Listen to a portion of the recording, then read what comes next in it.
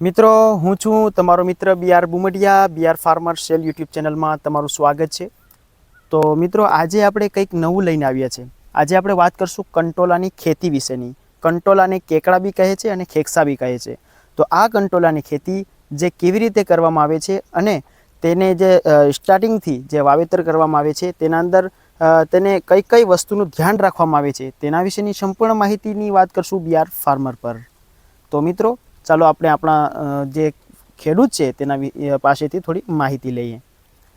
મિત્ર, તમારો પરિચય આપણા દર્શક મિત્રોને આપજો. મારું નામ બેલીમ અસલમ, ગામ નાંદરખી. અમે સતત 5 વર્ષથી કંટોલીનું વાવેતર કરીએ છીએ. આમાં 8 મહિનાની આની ઋતુ મોસમ હોય છે. એટલે આપણે દેખીએ આના વાવેતરનો સમયગાળો કયો? આનો વાવેતરનો સમયગાળો આમ માણસ ઘઉંના સારવામાં માણસ વાવે છે.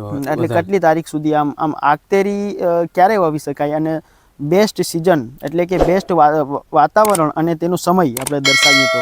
ઠંડી વહી જાય ને તેના પછી થોડી ગરમીની ઋતુ ચાલુ થાય ને એટલે આનું વાવેતર કરવામાં આવે. મેન રથ કઈ છે આપણે દેખીએ તો? આને ઉગાવવામાં 4 મહિના સુધી આમાં ખાલી આપણે વેલા ચડે ને એવું બધું થાય ને 4 મહિના આમાં પાક આવે.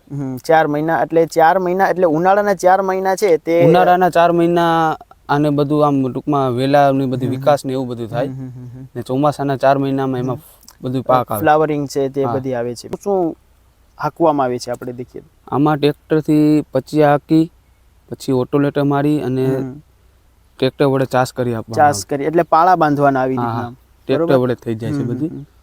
પછી તેમાં પાણી પીવડાવી એટલે નેતખોદ બધી ઉગી જાય અને ત્યારબાદ એમાં બી વાવી દેવામાં આવે છે. ત્યારબાદ આપણે આ લાકડી ઊભી કરવામાં આવે. બી વાવવા બાદ તે ઉગી જાય ત્યારે લાકડી ઊભી કરવામાં આવે છે કે તેના બી વાવવા પછી તરત જ? ના, બી છોડ ઉગી જાય આપણને થઈ જાય કે કમ્ફર્ટેબલ ઉગાવ આવી ગયો ત્યારબાદ આપણે એમાં સાઠી ઊભી કરી દઈએ એટલે હાલે. હવે તેના પછી તમે સાટી ઊભી કરીને બી વાયા આપો, બરોબર? તો તેનો અંતર કેવી રીતના રાખવું બીનું? કેટલા ફૂટના ગાળે? બીનું અંતર આમાં નર છોડે હોય અને માદા છોડે હોય.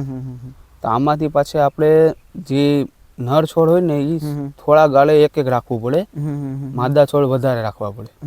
નર છોડને થોડાક ટાઈમ પછી એને કાઢી નાખવામાં. એટલે વધારે પ્રમાણમાં હોય નર છોડ? વધારે પ્રમાણમાં માદા છોડ હોય અને 15-20 છોડે વચ્ચે એક નર છોડ હોય. નહીં, વધારે નર થઈ જાય તો આપણે તેને નીકાળી શકીએ, ઓછા પ્રમાણમાં રાખી શકીએ ને? હા, ઓછા કરી નાખવાના. ને સાવ ઓછા કરીએ ને તો પાછો ફ્લાવરિંગ ન આવે. એટલે મધમાખીનું જે ફ્લાવરિંગ છે તે નરમાંથી જે માદામાં બેઠે એટલે પ્રોસેસિંગ થાય છે. તો તમે જે આજે વાળ બનાવી છે તે કયા લાકડા દ્વારા, તમે કઈ આમ ઝાડી વાપરો છો? આ ચીકુડીના ઝાડ બર્તનમાંથી છે ને બીજી ઓલી બાજુ કપાસની છે. કપાસની છે. વધારે અનુકૂળ કઈ છે વાડી? આમ આપણે વાળ બનાવી શકીએ કે અમુક મિત્રને મેં દેખ્યું છે તે ઝાડ નાખે છે? ઝાડ નાખે છે. ઝાડમાં મહેનત તે વધારે છે ને તેમાં પવનના લીધે ઊંધું થઈ જવાની ને એવું બધું પ્રશ્ન વધારે રહે છે. એના કરતા ચીકુડીની સાઠી થોડીક મજબૂત રહે છે અને કમ્ફર્ટેબલ રહે છે. તે કેવી રીતના તમે કરો છો બતાવજો ને, કેવી રીતના જે મેં આને પડી ના જાય તેના માટે તમે કેવી રીતે? આને પેલા આ લાકડા હોળી ખેતરમાં તારનો સપોર્ટ આપી દઈએ. આ તારનો સપોર્ટ આપો છો, બરોબર? પછી આ સાઠીને આપણે અંદર ઊંડે સુધી દબાવવામાં આવે છે એટલે તે બંને સાઈડનો સપોર્ટ તારના માથે આવી જાય છે. પછી આની માથે વેલા ચડી જાય ને એટલે આ બધી એક આડે પકડાય જાય. ખેડૂતને જે વાવેતર કરવું હોય તો તમે બી ઘરનું રાખો છો કે પછી તમે એગ્રોમાંથી ખરીદો છો? ના, અમે ઘરનું રાખીએ. આમાં આપણે જ્યારે પાક આમાં ઉતારતા હોઈએ તો એ રહી જતું હોય ને થોડું ઘણું છૂપું ને બધું આમ કે પછી છેલ્લે પકવી લે. સારામાં સારું જે તમને દેખાય તે તમે પકવી અને તમે સ્ટોર કરી નાખો છો. પછી તેને સુકવીએ ને તેને પાછે આમ ગમે કેનમાં ગમે એમાં પેક કરી રાખી દઈએ. પાછળ જ્યારે એનો સમય આવે વાવવાનો ત્યારે એને ખોલી વાવી શકીએ.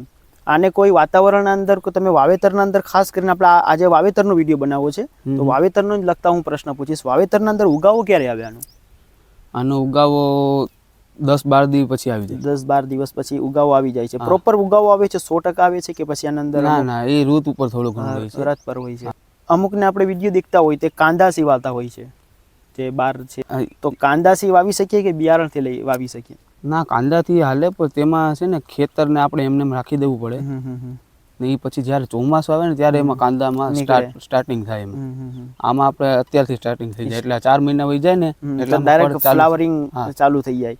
તો તમે અત્યારે વાવો છો તો ખાસ ધ્યાન શેનું રાખવામાં આવે છે આની અંદર?